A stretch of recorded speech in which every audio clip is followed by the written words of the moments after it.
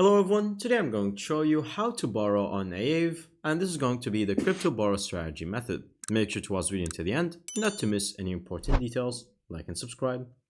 So as you can see currently right here on the Aave market, as you can see on the main page, you can have two main buttons. Supply, where you can see everything, and then borrow section.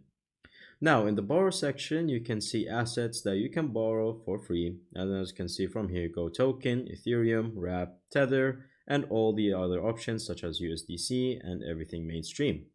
But for you to be able to borrow anything, you will need to have and supply with any asset on your wallet to be used as collateral. Exactly like the same way that a bank needs something that they can use in case you don't pay back the deposit or the debt.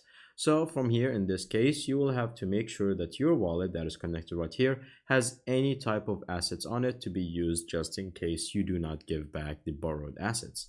And so from here, you can check on the details for anything that you want.